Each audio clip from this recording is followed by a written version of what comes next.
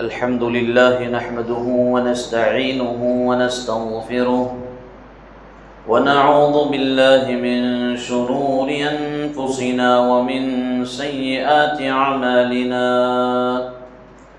من يهده الله فلا مضل له ومن يضلل فلا هادي له أشهد أن لا إله إلا الله وحده لا شريك له وأشهد أن محمدًا عبده ورسوله أما بعد فإن أصدق الحديث كتاب الله وخير الهدي هدي محمد صلى الله عليه وسلم وشر الأمور محدثاتها وكل محدثة بدعة وكل بدعة ضلالة وكل ضلالة في النار فأعوذ بالله السميع العليم من الشيطان الرجيم من همزه ونفخه ونفثه بسم الله الرحمن الرحيم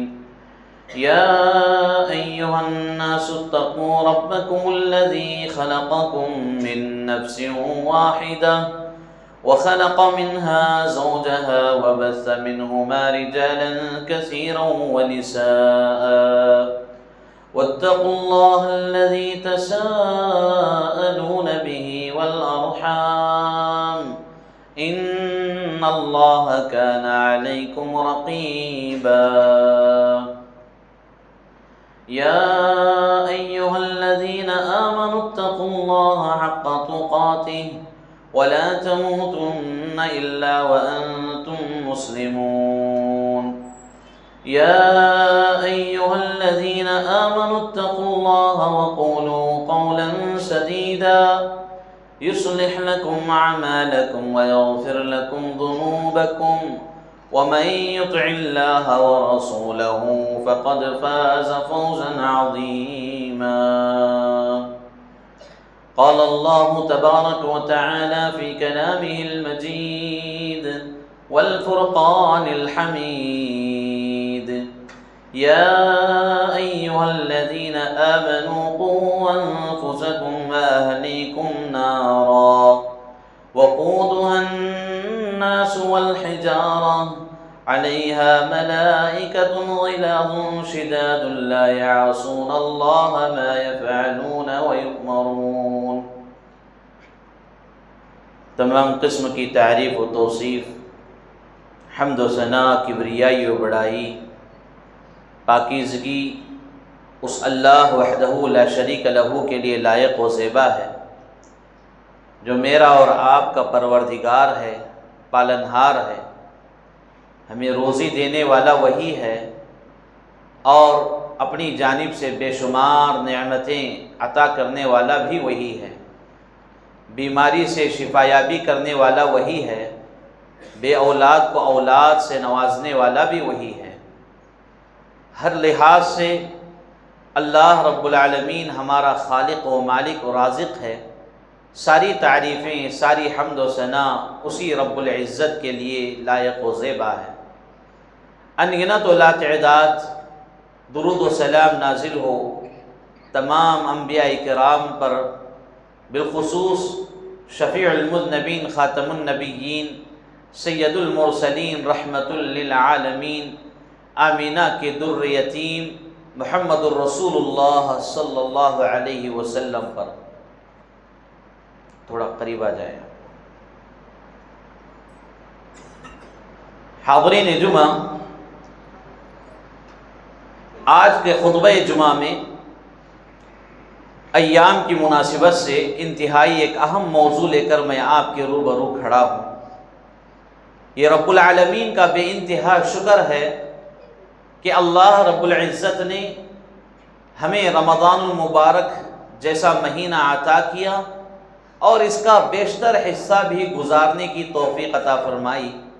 اللہ سے دعا کریں کہ ہم نے جو کچھ نیکیاں کی ہیں، جو کچھ عبادات کیے ہیں، اللہ تعالیٰ ان عبادات کو، ان نیکیوں کو ہمارے حق میں قبول فرمائے اور ان میں جو غلطیاں ہوئی ہیں اللہ معاف فرمائے، درگزر فرمائے، اور ان نیکیوں کو اللہ ہمارے لیے نجات کا ذریعہ بنائے، اور باقی جو رمضان المبارک کا حصہ ہے اس کو صحیح انداز میں گزارنے کی ہمیں مکمل توفیق عطا فرمائے، آمین یا رب العالمین۔ حاضرین جمعہ، میں نے خطبہ مسنونہ کے بعد آپ کے سامنے ایک آیت کریمہ کی تلاوت فرمائی، جس میں اللہ رب العالمین ایمان والوں سے خطاب فرما رہا ہے کہ اے ایمان والو، تم اپنے آپ کو، اپنے گھر والوں کو جہنم کی آگ سے بچاؤ جس کا ایندھن انسان اور پتھر ہیں، اور اس جہنم پر اللہ کے ایسے فرشتے مقرر ہیں جو اللہ رب العالمین کے حکم میں ذرہ برابر بھی کمی کرنے والے نہیں ہیں، فوراً اللہ کے حکم پر عمل کرنے والے ہیں۔ تو یہاں اس آیت کریمہ میں اللہ سبحانہ و تعالی ہم مومنوں کو یہ بات بتا رہا ہے کہ سب سے پہلے ہم خود کو جہنم سے بچائیں، اور پھر اپنے اہل و عیال کو بھی، فیملی ممبرز کو بھی، گھر کے افراد کو بھی جہنم کی آگ سے بچانے کی بھرپور کوشش فرمائیں۔ اور یہ ذمہ داری اللہ کی جانب سے ہمارے اوپر عائد کر دی گئی ہے۔ اب اس ذمہ داری کو بخوبی ہمیں نبھانا چاہیے، اور اپنے آپ کو جہنم سے بچانے کے لیے، اپنے اہل خانہ کو جہنم سے بچانے کے لیے رمضان المبارک جیسا ایک حسین موقع بھی اللہ تعالیٰ نے عطا کیا، اور اس میں بھی جو آخری عشرہ ہے رمضان المبارک کا، یہ انتہائی اہمیت کا حامل ہے کہ اس عشرے میں ہم اپنے آپ کو، اپنے گھر والوں کو جہنم کی آگ سے بچانے کی کوشش کریں۔ اللہ رب العالمین نے یہ ذمہ داری ہمارے اوپر عائد کی ہے۔ گھر کا ایک مرد ذمہ دار ہوتا ہے، جس طرح دنیاوی معاملات میں وہ ذمہ دار کی حیثیت سے بخوبی اپنی ذمہ داری نبھاتا ہے، ایسے ہی اخروی معاملات میں بھی گھر کے اندر وہ ذمہ دار کی حیثیت سے اپنی ذمہ داری بخوبی نبھانا چاہیے۔ ہم میں سے کئی مرد احباب اپنی فکر تو چھوڑیے، ہم اپنی فکر بھی نہیں کرتے، گھر والوں کی بھی فکر نہیں کرتے، اخروی اعتبار سے، آخرت کے اعتبار سے، دنیاوی اعتبار سے میری اور آپ کی کافی فکر ہوتی ہے کہ میرے گھر والے آرام والی، اطمینان والی زندگی گزار سکیں، اس کے لیے ہم کیا کچھ تیاریاں نہیں کرتے، دنیا میں کیا کچھ محنت نہیں کرتے، دھوپ میں ہم تپتے جاتے ہیں، اور گرمیوں میں ہم برداشت کرتے ہوئے کتنی محنت و مزدوری کرتے ہیں تاکہ ہم، ہمارے گھر والے، ہمارے بچے سکون و راحت کی زندگی گزار سکیں۔ دنیا کی اس دھوپ کی ہمیں اتنی فکر نہیں ہے، اور اس دھوپ میں ہم اتنی محنت کرتے ہیں، تو پھر جہنم کی آگ سے ہم کیسے غافل ہو سکتے ہیں؟ میرے محترم بھائیوں، جہنم کا تذکرہ اللہ رب العالمین نے بڑے خطرناک انداز میں کیا ہے، اور جہنم سے پناہ طلب کرتے رہنا چاہیے۔ صرف دعا نہیں بلکہ کوشش بھی ہونی چاہیے، عبادات کے ذریعے، معاملات کے ذریعے، اور اس طرح کے نیک اعمال کر کے جہنم سے بچنے کی بھرپور کوشش کرنا چاہیے۔ اب اس بارے میں ہمارے اوپر یہ ذمہ داری ڈالی گئی ہے کہ ہم اپنے آپ کو جہنم سے خود کو بچائیں، اپنے گھر والوں کو بھی بچا لیں۔ تو اس ذمہ داری کو ہم کیسے نبھائیں؟ پیارے نبی صلی اللہ علیہ وسلم کی حیات طیبہ اگر ہم پڑھ کر دیکھیں تو معلوم ہوگا کہ اللہ کے نبی صلی اللہ علیہ وسلم نے اس ذمہ داری کو بڑے بہترین انداز میں نبھایا ہے، اور آپ کی یہ زندگی، یہ حیات طیبہ ہمارے لیے اسوہ ہے، نمونہ ہے، آئیڈیل ہے۔ ہم بھی رمضان کا مہینہ، بالخصوص رمضان کا آخری عشرہ، پیارے نبی صلی اللہ علیہ وسلم کے طریقے کے مطابق گزاریں تو یقین مانیے ہم اپنی ذمہ داری میں بحیثیت ذمہ دار کامیاب ہوں گے، دنیا میں بھی آخرت میں بھی۔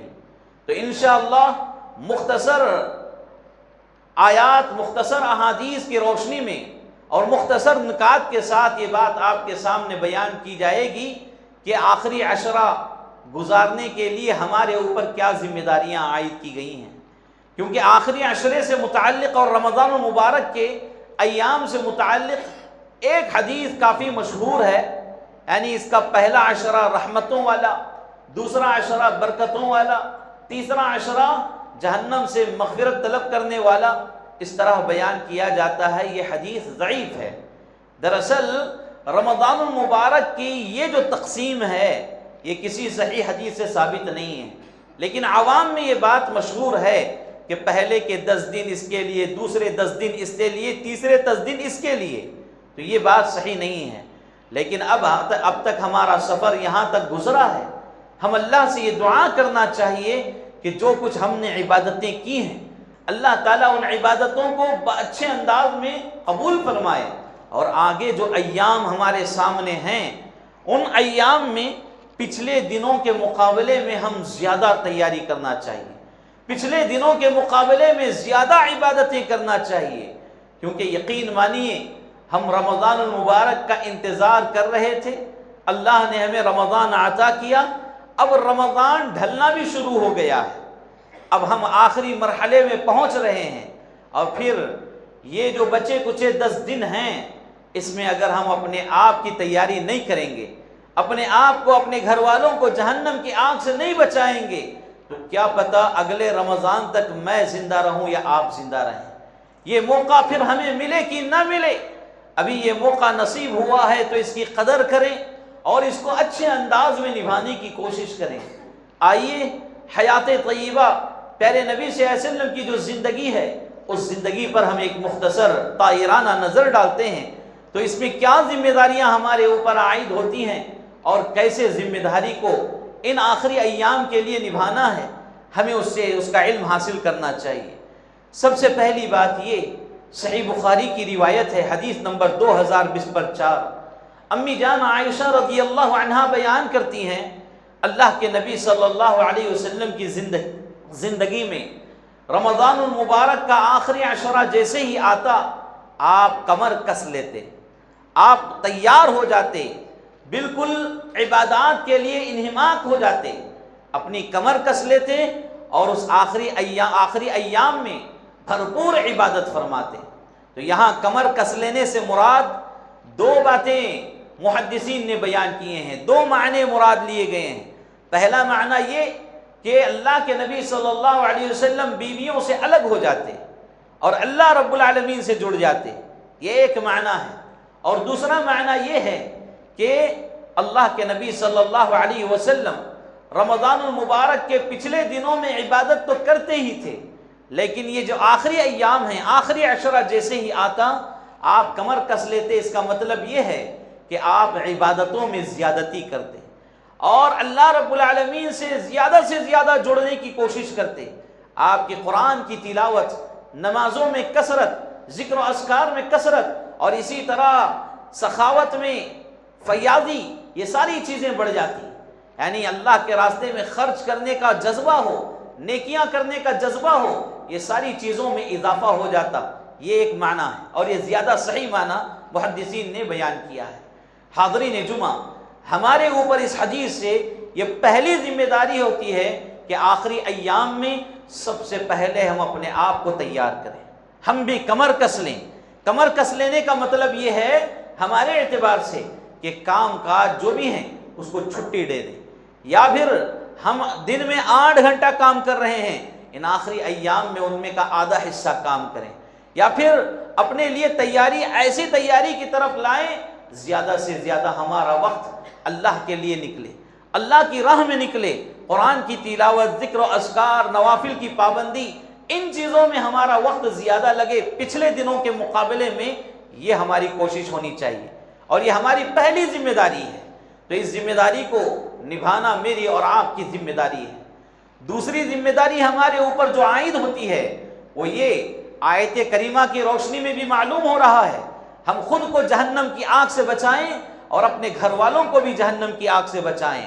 اللہ کے نبی صلی اللہ علیہ وسلم نے امت کے لوگوں کے لیے دوسری ذمہ داری بیان کی ہے کہ اللہ کے نبی صلی اللہ علیہ وسلم تو کمر کس لیتے، اس کے ساتھ ساتھ اپنے گھر والوں کو بھی تیار کرتے، جیسے صحیح بخاری اور صحیح مسلم کی حدیث ہے، امی جان عائشہ صدیقہ رضی اللہ عنہا بیان کرتی ہیں کہ جیسے ہی آخری عشرہ آتا پیارے نبی صلی اللہ علیہ وسلم خود تیار ہوتے عبادت کے لیے اور اپنے گھر کی بیویوں کو بھی تیار کرتے، بیویوں کو بھی شب بیداری کا حکم دیتے، یعنی رات بیدار رہنے کا حکم دیتے۔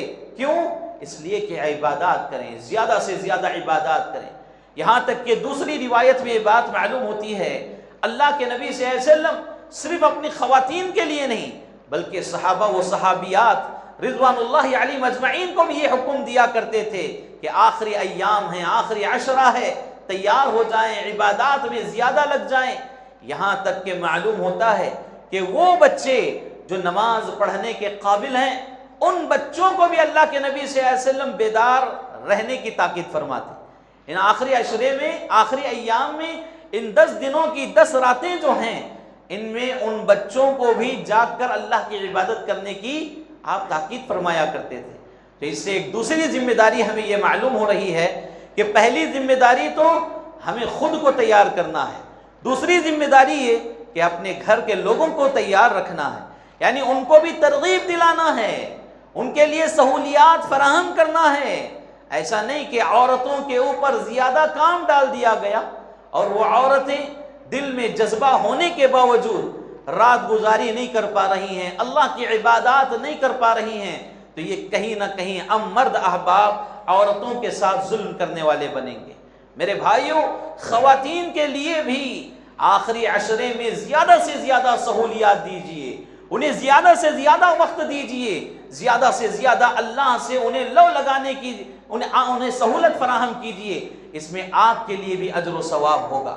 جو مرد اپنے گھر کی عورتوں کو، اپنی بہن بیٹیوں کو، اپنے بچوں کو شب بیداری کے لیے اس آخری عشرے میں تیار کرتا ہے اور اس سہولت پر گھر کے افراد جو عبادات کرتے ہیں، ان عبادات میں گھر کا جو ذمہ دار ہے، جس نے ان کے لیے سہولت فراہم کی ہے، جس نے ان کے لیے یہ اجازت دی ہے، اس کو بھی اجر و ثواب ملے گا۔ تو یہ دوسری ذمہ داری ہمارے اوپر ہے کہ ہم اپنے گھر کے عورتوں کو بھی تیار کریں، بہن بیٹیوں کو تیار کریں۔ تیار کرنے کا مطلب یہ کہ ان کو عبادات کی طرف ترغیب دلائیں، کثرت سے قرآن پڑھنے کی انہیں نصیحت کریں، کثرت سے نوافل کی تاکید کریں، کثرت سے صدقہ و خیرات کرنے کے لیے انہیں سہولیات فراہم کی جائیں، یہ مطلب ہے۔ اب اسی طرح ان آخری ایام میں ایک تیسری ذمہ داری ہمارے اوپر جو عائد ہوتی ہے، وہ ہے خشوع اور خضوع کا اختیار کرنا۔ دیکھیے، عبادات میں خشوع اور خضوع انتہائی اہم چیز ہے، اور یہ خشوع اور خضوع اسی وقت حاصل ہوتا ہے جب انسان کے بدن سے تھکاوٹ دور ہو۔ اس نے جو کچھ تھکاوٹ حاصل کی ہے، محنت کیا ہے، مزدوری کیا ہے دن بھر، پہلے اس کو اپنے آپ سے دور کرے، پھر اس کے بعد عبادات سے جڑ جائے، تو یقین مانیے اس عبادت میں ایک الگ مزہ محسوس کیا جا سکتا ہے۔ اور اس کے لیے اللہ کے نبی صلی اللہ علیہ وسلم کیا کیا کرتے تھے؟ مغرب اور عشاء کے درمیان کا جو وقت ہے، اس وقت آپ غسل فرمایا کرتے تھے، پانی نہایا کرتے تھے۔ لہذا اس طرح کی عبادتوں کے لیے، یعنی رات گزاری کے لیے، شب بیداری کے لیے، مغرب اور عشاء کے درمیان جو وقت ہے، اس وقت کوئی بندہ غسل کر کے آتا ہے تو یہ نبی صلی اللہ علیہ وسلم کی سنت پر عمل کر رہا ہے، اور اس کے اوپر بھی اسے اجر و ثواب دیا جائے گا، جبکہ اس میں فائدہ ہمارا ہے، بدن کی صفائی ہماری ہو رہی ہے، عبادات میں مزہ ہم محسوس کریں گے، اور ایک دم اچھی نظافت کے ساتھ، پاکیزگی کے ساتھ ہم آ رہے ہیں، تو یہ ہمارا فائدہ ہے۔ لیکن اس پر بھی اللہ رب العالمین اجر دے گا۔ کیوں؟ اس لیے کہ میرے اس بندے نے میرے حبیب محمد رسول اللہ صلی اللہ علیہ وسلم کی سنت پر عمل کیا ہے۔ لہذا میرے بھائیوں، میری بہنوں، مغرب اور عشاء کے درمیان اس آخری عشرے میں غسل کرنے کی عادت بنائیں، غسل کر کے مساجد آئیں، ورنہ ہمارے بدن کی تکلیف، ہمارے بدن کی بدبو سے کئی لوگوں کو تکلیف محسوس ہوتی ہے، اور یہ عبادتوں میں خشوع اور خضوع ختم کرنے والی چیز ہے۔ لہذا غسل کر کے آنے کی عادت ڈالیں، خاص کر کے آخری عشرے میں اللہ کے نبی صلی اللہ علیہ وسلم نے یہ ذمہ داری ہمارے اوپر عائد کی ہے۔ اور اسی طرح سفیان ثوری رحمۃ اللہ علیہ وغیرہ کا قول ہے، وہ بیان کرتے ہیں کہ میں اس بات کو پسند کرتا ہوں کہ رمضان المبارک کے سارے ایام عبادات میں گزاروں، لیکن آخری عشرہ جیسے ہی آتا ہے ان عبادات میں زیادہ کر دوں، ان عبادات میں کثرت کے ساتھ میں عمل کروں، اس چیز کو مجھے زیادہ پسند ہے، یہ چیز مجھے زیادہ پسند ہے۔ یہ ہمارے اسلاف امت ہیں، میرے بھائیوں، مغرب اور عشاء کے درمیان غسل کرنے کا جو عمل ہے، ایک تو پیارے نبی صلی اللہ علیہ وسلم سے ثابت ہے، صحابہ و صحابیات سے ثابت ہے، تابعین تبع تابعین سے ثابت ہے، یہاں تک کہ اسلاف امت بھی اس پر عمل کیا ہے۔ امام ابن جریر الطبری رحمۃ اللہ علیہ فرماتے ہیں کہ ہمارے اسلاف امت کا یہ عمل رہا ہے کہ وہ آخری عشرے میں مغرب اور عشاء کے درمیان غسل کر کے آیا کرتے تھے۔ تو یہ ذمہ داری ہمارے اوپر عائد کی گئی ہے، تو اس کا بھی خاص خیال رکھنا چاہیے، اور اپنے بدن سے، اپنی گندگی سے، اپنی ناپاکی سے بازو والے نمازیوں کو تکلیف دینے سے بچنا چاہیے۔ خاص کر کے غسل کر رہے ہیں، منہ کی صفائی کیجیے۔ کتنے لوگ ہیں منہ کی صفائی کا خیال نہیں کرتے، اور سجدے کی حالت میں آزو بازو والے لوگوں کو کتنی تکلیف ہوتی ہے۔ تو اس طرح کی چیزوں پر ہمیں توجہ دینے کی ضرورت ہے، کیونکہ اسلام پاکی صفائی کی تعلیم دیتا ہے، پاکی صفائی کا حکم دیتا ہے، اور پاکی صفائی کو آدھا ایمان بیان کیا گیا ہے۔ لہذا جس قوم کے اندر، جس جماعت کے اندر پاکی صفائی ستھرائی کا یہ اہتمام ہو، اور وہ قوم گندگی سے لت پت ہو کر مساجد میں آئے، تو یہ شرم کی بات نہیں ہے۔ تو میرے بھائیو، آخری عشرے میں ہمارے اوپر یہ ذمہ داری ہے۔ ایک چوتھی ذمہ داری آخری ایام میں ہمارے اوپر یہ ہے کہ اعتکاف کا اہتمام کیا جائے۔ اللہ کے نبی، پیارے نبی محمد رسول اللہ صلی اللہ علیہ وسلم اعتکاف کا مکمل اہتمام کیا کرتے تھے، اور اس عبادت کو آپ اتنی زیادہ محبت سے دیکھتے کہ ایک رمضان آپ کو اعتکاف کرنے کا موقع نہیں ملا، تو آپ نے بعد والے مہینے میں، شوال کے مہینے میں 10 دنوں کا اعتکاف کیا۔ رمضان ختم ہو گیا، اس کے باوجود اللہ کے نبی صلی اللہ علیہ وسلم کو تسلی نہیں تھی، اس لیے آپ نے شوال کے مہینے میں اعتکاف کیا۔ تو یہ سنت ہمیں بتاتی ہے کہ اپنے اندر اعتکاف کی والی سنت پیدا کریں۔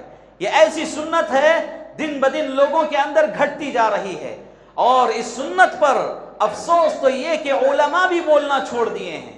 علماء بھی اس پر ترغیب نہیں دلاتے لوگوں کو، اور کہتے ہیں کہ بھائی پوری جماعت کی جانب سے ایک آدمی اعتکاف کر لے تو کافی ہو جائے گا، 2 آدمی اعتکاف کر لے تو کافی ہو جائے گا، 3 آدمی اعتکاف کر لے تو کافی ہو جائے گا۔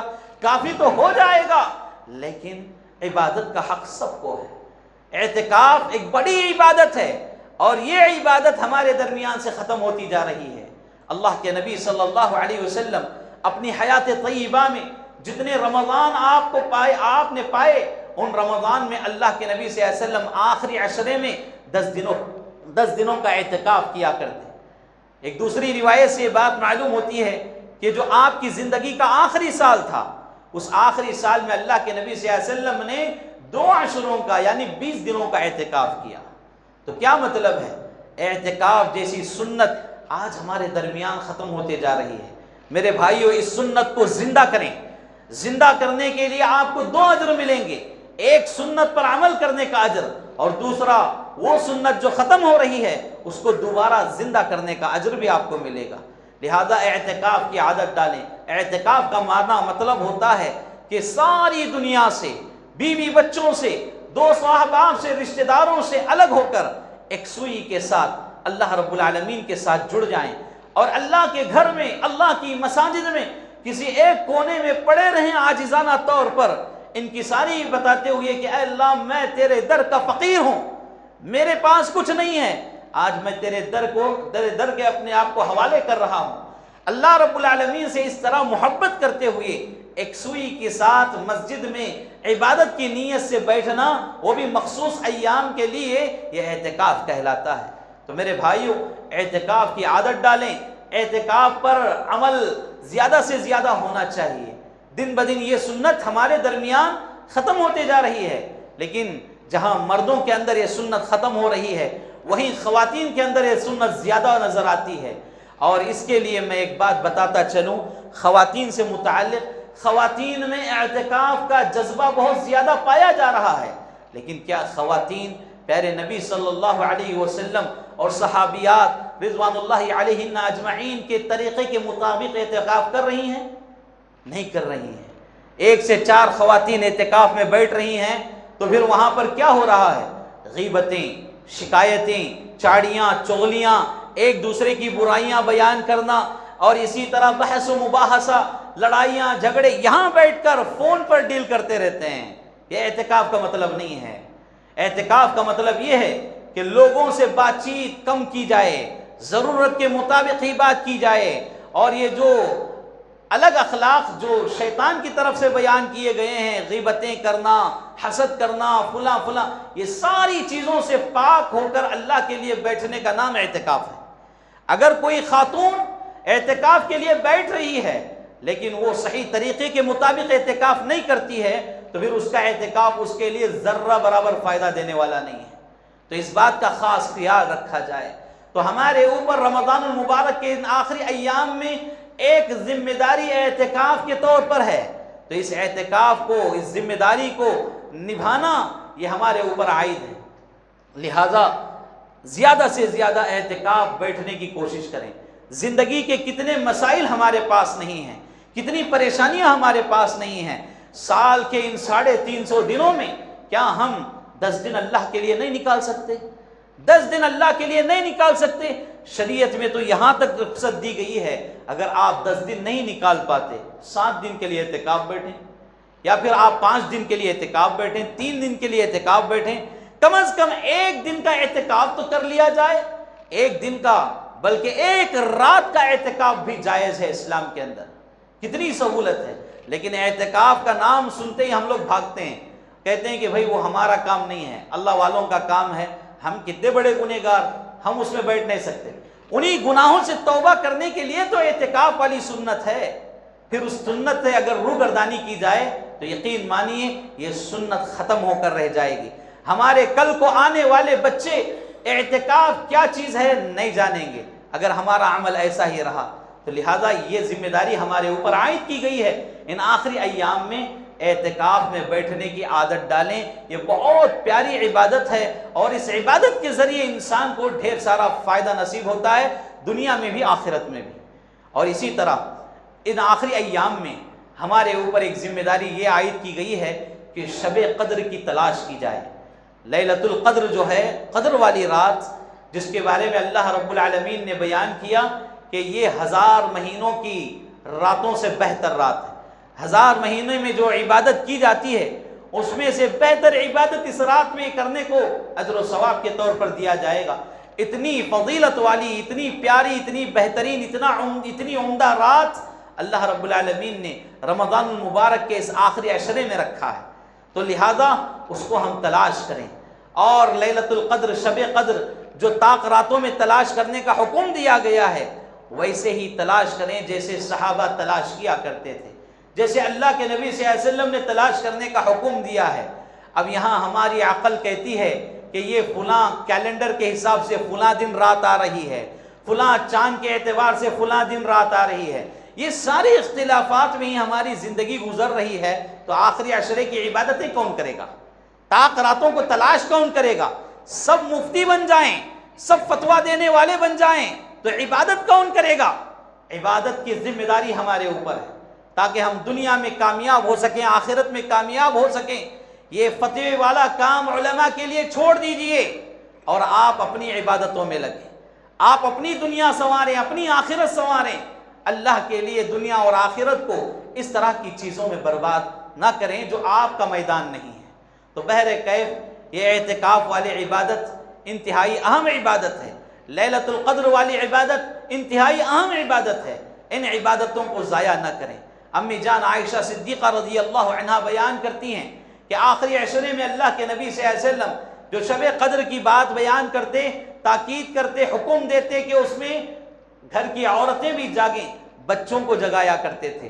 تو اللہ کے نبی صلی اللہ علیہ وسلم کی سنت کے مطابق ہمیں بھی یہ عمل کرنا چاہیے، اور وہ مرد خود شب بیداری کرے، لیلۃ القدر منائے، لیکن گھر کی عورتوں کو ترغیب نہ دے، تو وہ مرد کتنا بدقسمت ہے کہ اس میں سے جو اجر و ثواب اسے ملنا ہے وہ اس سے محروم ہو رہا ہے۔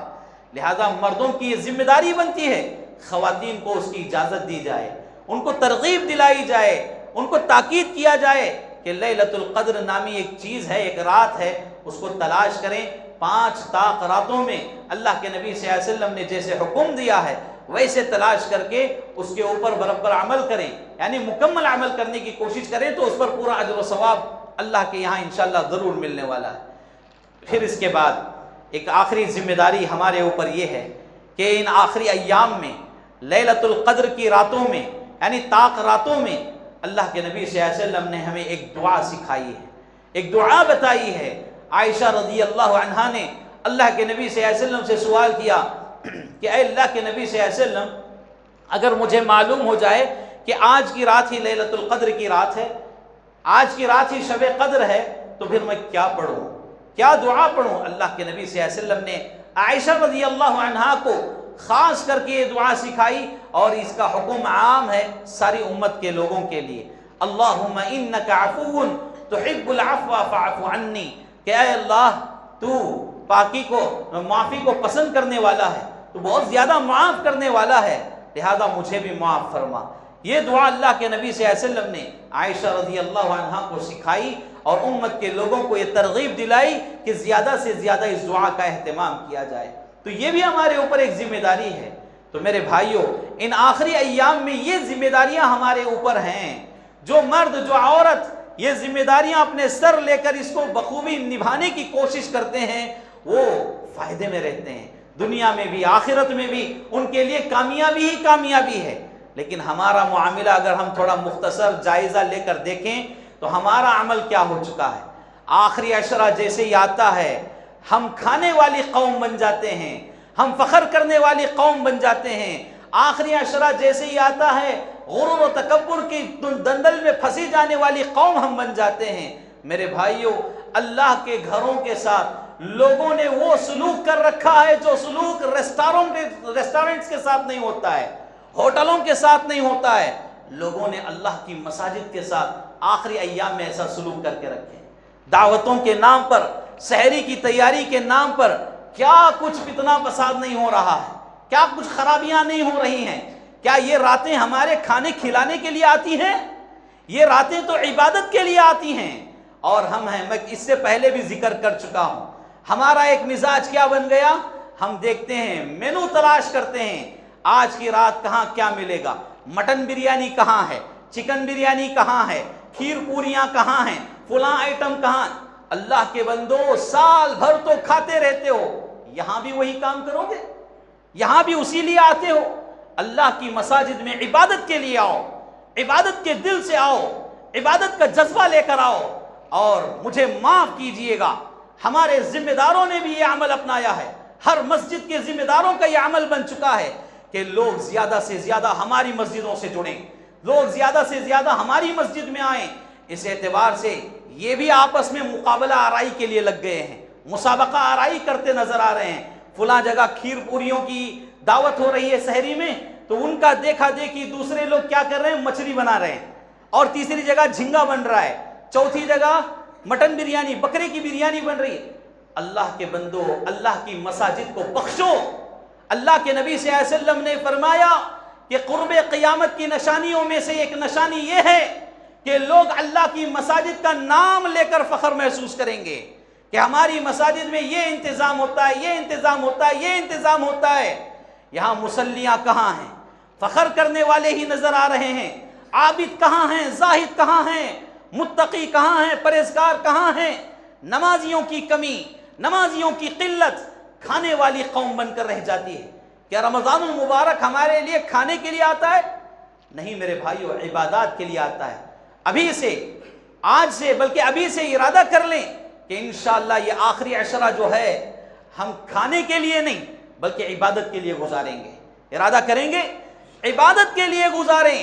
اللہ کے نبی صلی اللہ علیہ وسلم سے تو یہ ثابت ہے کہ جیسے ہی آپ آخری عشرے میں داخل ہوتے تو آپ اتنی عبادتوں میں انہماک ہو جاتے کہ آپ کو افطار کا کھانا تک یاد نہیں رہتا تھا۔ ہاں صحیح بات ہے، ابن ماجہ کی روایت ہے، حسن درجے کی روایت ہے، اور اس کی تائید دوسری روایتوں سے بھی ملتی ہے۔ اللہ کے نبی صلی اللہ علیہ وسلم افطار کرنا بھول جاتے تھے، پھر آپ سیدھے سحری ہی کھا لیا کرتے تھے۔ یہ اللہ کے نبی صلی اللہ علیہ وسلم کا عمل رہا ہے۔ اور ہمارے پاس کیا ہو رہا ہے؟ پچھلے دنوں میں جو آئٹمز ہم افطار میں کھائے، آخری عشرے میں وہ آئٹمز نہیں ہونا، دوسرے اسپیشل آئٹمز، پورا دسترخوان سجا رہتا ہے، بھرا رہتا ہے۔ اللہ کے بندو، اس طرح کے لیے رمضان نہیں آتا ہے۔ رمضان تو عبادات کے لیے آتا ہے۔ لوگ چاہے 1000 کوششیں کر لیں، آپ کو صرف عبادت کرنا ہے۔ یہ ارادہ اگر ہر آدمی بنا لے، یقین مانیے ہمارے درمیان یہ جو دعوتیں، ولیمے، رسم و رواج سحریوں کے نام پر ہو رہے ہیں، کافی حد تک اس میں سدھار آئے گا۔ ہاں، سحری کے سلسلے میں جو لوگ عبادت کے لیے آئے ہیں ان کے لیے اگر انتظام کیا جا رہا ہے تو یہ جائز ہے، اس میں کوئی ممانعت نہیں ہے، لیکن یاد رکھیں اسی کو اپنا مقصد بنانا، اسی کو اپنی رات کا حصہ بنانا، اسی میں اپنا وقت برباد کرنا، عبادتوں سے دور ہو جانا، یہ قطعاً جائز نہیں ہے۔ لہذا دیکھا جاتا ہے کہ جن مساجد میں سحری کا انتظام ہوتا ہے وہاں پر سارے لوگ لگے ہوئے ہیں، وہ پکانے والے بیچارے کو پریشان کر کے رکھتے ہیں، یہ مشورہ دے رہا ہے، وہ مشورہ دے رہا ہے، اتنا تیل ڈالنے کی بات کر رہا ہے، اتنا مسالہ ڈالنے۔ جس کا جو کام ہے وہ کرنے دو اللہ کے بندو، آپ کا کام عبادت کرنا ہے، عبادت کرو۔ میرا کہا مانو تو مساجد میں پکانے کا سسٹم ہی مت رکھو، کہیں دوسری جگہ سے بنا کر لاؤ، کھلاؤ، ختم کرو معاملہ۔ اللہ کی مساجد کو حفاظت سے رکھو، یہ کھانے کھلانے کی جگہ نہیں ہے، دعوتیں اڑانے کی جگہ نہیں ہے، ولیمے رسم و رواج کرنے کی جگہ نہیں ہے۔ آپ کھانے کی لالچ دلا کر لوگوں کو اکٹھا کر رہے ہیں تو اللہ کے لیے لوگوں کو اکٹھا کرنے والے کہاں مر گئے؟ ہمارے اسلاف امت تو لوگوں کو اللہ کے لیے اکٹھا کرتے تھے، قرآن اور حدیث پر اکٹھا کرتے تھے، اور آج ہم ہیں کہ کھانے کے مینو پر اکٹھا کر رہے ہیں۔ یہ کتنی شرم کی بات ہے۔ اس طرح کی لالچ عوام کو نہ دی جائے۔ اللہ کے لیے اللہ کے گھروں کی حفاظت کریں، انہیں قدر کی نگاہ سے دیکھیں۔ ہاں، جہاں سحری کا انتظام ہو رہا ہے وہاں بھی اس بات کا خاص خیال رکھا جائے کہ سب کے ساتھ انصاف کا معاملہ کیا جائے، ورنہ ان آخری ایام میں کسی کے ساتھ اگر ہم ظلم کریں گے اللہ کے یہاں وہ ظلم کی شدت بڑھ جائے گی۔ عام دنوں میں ظلم کرنا الگ ہے، لیکن اتنے مبارک اور حسین دنوں میں اگر ظلم کیا جا رہا ہے، اتنے مبارک اور حسین دنوں میں ہم بد اخلاقی سے پیش آتے ہیں تو اس کی سنگینی اور بڑھ جاتی ہے۔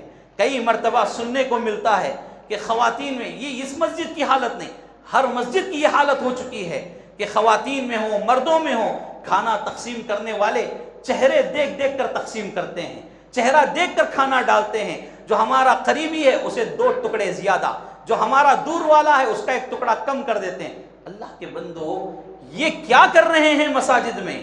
اس طرح کی چیزوں کے لیے مساجد نہیں ہیں۔ اللہ کے لیے اس طرح کی چیزوں کو ختم کرو۔ اگر کھلا بھی رہے ہیں انصاف کے ساتھ کھلاؤ، بہترین معاملہ کرو لوگوں کے ساتھ، یہاں چہرے دیکھ کر تقسیم نہ کرو۔ اللہ کے نبی صلی اللہ علیہ وسلم نے کبھی ایسا عمل نہیں کیا، نہ ہی اس طرح کا حکم دیا ہے۔ بہرکیف آخری ایام کو لے کر کافی باتیں ہیں۔ آخری بات یہ ہے کہ ہمارے آخری ایام، آخری عشرہ پیارے نبی صلی اللہ علیہ وسلم کے طریقے کے مطابق گزرنا چاہیے۔ اس میں تو یہ پوری ذمہ داریاں میں نے بتائی، ان ساری ذمہ داریوں پر 2 ذمہ داریاں بھاری ہیں۔ میں ان دو ذمہ داریوں کو آخر میں اس لیے بیان کر رہا ہوں کہ آخر میں لوگ زیادہ جڑتے ہیں۔ پہلی ذمہ داری یہ ہے کہ یہ ساری ذمہ داریاں کرنے سے پہلے ہماری اوپر یہ ذمہ داری ہے کہ ہم اپنے دل کو پاک کریں شرک کی گندگی سے، توبہ کریں بدعات و خرافات سے، ورنہ ہماری آخری عشرے کی عبادتیں برباد ہو کر رہ جائیں گے۔ ہم شرک بھی کر رہے ہیں، اللہ کے ساتھ غیر اللہ کو بھی جوڑ رہے ہیں، پھر رمضان پر رمضان بھی گزار رہے ہیں۔ یقین مانیے 100 سال کی زندگی گزار لو، 100 رمضان گزار لو، ایک رمضان کا نہیں بلکہ رمضان کے 1 دن کا اجر بھی تمہیں نہیں ملے گا۔ اگر شرک کا معاملہ ہے تو پہلی ذمہ داری مرد و خواتین پر یہ عائد ہوتی ہے کہ شرک سے توبہ کیا جائے، اللہ کے لیے شرک کو اپنے دلوں سے نکال دیا جائے۔ دوسری بڑی ذمہ داری اخلاص کو اپنائی جائے، اخلاص اپنائی جائے اور اپنے اندر اللہ کے لیے عبادت کرنے کا جذبہ پیدا کریں۔ ریاکاری، دکھاوا، لوگوں کی تعریف حاصل کرنے کے لیے عبادت کرنا چھوڑ دیں۔ اگر لوگوں کے لیے عبادت کی جا رہی ہے، ریاکاری کرتے ہوئے، دکھاوا کرتے ہوئے عبادت کی جا رہی ہے، یقین مانیے اس عبادت پر ثواب تو نہیں، عذاب ضرور ملے گا۔ تو ایسی عبادتیں نہ کریں۔ لوگ آخری ایام میں نمازیں پڑھ رہے ہیں، تہجد پڑھ رہے ہیں، یا پھر کہ قرآن کی تلاوت کر رہے ہیں، تراویح پڑھ رہے ہیں، یہ جو سارے اعمال کر رہے ہیں، اگر اس کے پیچھے دکھاوے کا ارادہ ہے، ریاکاری کا ارادہ ہے، یقین مانیے یہ عبادتیں تمہارے لیے وبال جان بن سکتی ہیں۔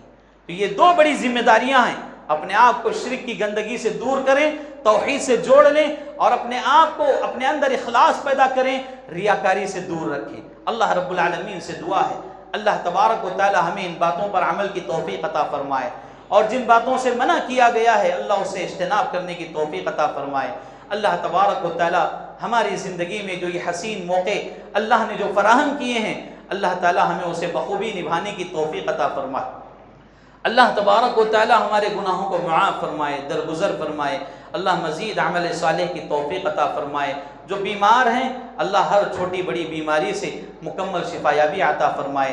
جو قرضوں میں، پریشانیوں میں، مصیبتوں میں گھیرے ہوئے ہیں اللہ انہیں ان سے نجات عطا فرمائے۔ اللہ ہمارے حق میں خیر و بھلائی کے فیصلے فرمائے۔ اللہ ہر جگہ مسلمانوں کی حفاظت فرمائے، اہل توحید کی حفاظت فرمائے، توحید کی زمینوں کی اللہ حفاظت فرمائے، مساجد کی حفاظت فرمائے، مدارس کی حفاظت فرمائے۔ اللہ رب العالمین ہمارے اندر اتحاد پیدا فرمائے، ملن ساری پیدا فرمائے، نفرتوں کو، عداوتوں کو اللہ ہمارے اندر ختم فرمائے۔ اللہ تبارک و تعالی غرور، گھمنڈ، تکبر جیسی بری خصلتوں سے اللہ ہماری حفاظت فرمائے۔ اللہ ہمیں عذاب قبر سے محفوظ رکھے، جہنم کے عذاب سے محفوظ رکھے۔ اللہ ہمیں جنت الفردوس میں اعلیٰ مقام نصیب فرمائے۔